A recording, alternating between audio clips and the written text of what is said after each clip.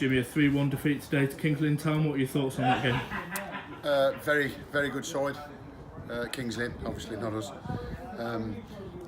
Managed the game very well. Managed the referee. Managed key areas. Looked after the ball very well. Put us under pressure. Scored in the first 5 minutes. Got straight back in the game after we've equalised. All I can say is I'll pat them on the back. I think Ian and Paul have got a very, very good side there, and I could see them. I've just said to the lads, I could see them competing with Kettering for the title. Well, first defeat in 8 games. You must have been pleased with that. What a form we've had up until today. Yeah, we've been hanging on to that one, ain't we? But I did say to the lads before the game, I've done a lot of homework on these guys. I watched 3 or 4 good videos. They are one of the sides that I think will do very well. Absolutely flooded them with information. Balled them up best we could, me and Tom. Trolled all the videos, trolled all the information, done everything we could. But what I will say is, although they beat us fair and square, we've had enough chances to come away with a point there. But if we'd have took our little chances, we might have got something.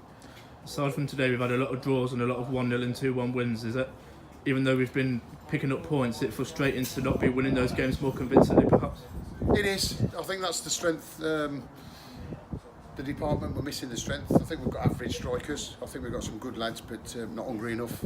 Never going to be in the top 4 or 5 of the goal scoring charts in the league. But if you're going to get into the playoffs, certainly for the big clubs, you'll see their 2 strikers right hand full all the way through the game. Midfielders coming on.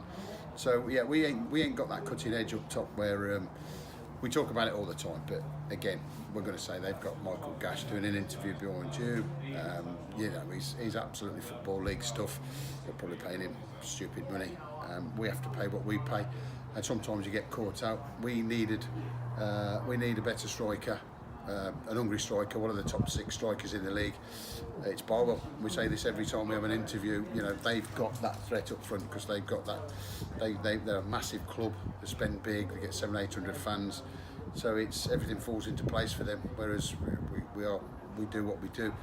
I'm not saying we pay peanuts out, but we're a long way behind the top 2 teams, 3 teams for strikers for sure. So Owen's story move on recently to Bedworth United. Hey, who's been a fantastic servant to you over the past few years. Class. I love Owen to bits. Me and Owen get on very, very well. We decided to go with sort of like four midfielders, not a lot of width, which would have limited Owen's minutes time. So me and Owen had a chat, got Owen to move away to Stamford or Bedworth. He's ended up going to Bedworth, and like you say, I can't fault Owen. I wish him all the best, mate, and hope he has a great time, and hopefully he comes back to us some part of this season, next season, refreshed. You've brought a familiar face back into the club as well, Jamie Towers. You're pleased to get him in? Yeah, Jay's one of the old school. You know, I don't know if people know the new people, but he got 27 goals 1 year for us in the Southern League Premier, and he got himself a move into the Conference North. Great lad, absolute diamond to have around the changing rooms, clubhouse. Certainly when you go out for a beer, Jay's a massive part of this football club. Best place he's ever played, I'd say. Really enjoys himself. Somebody I can trust. That's a massive word in that dressing room and on that piece of grass there. You've got to be able to trust your players, and you know, some you can, some you can't. You ask Jay to run himself into the ground and he'll do it. First came back, tough level, one of the top 2 sides around, so he'd probably find it hard, but next week he'll probably find it a lot easier. You've got Hales Owen coming up next on Tuesday, expecting another tough game there.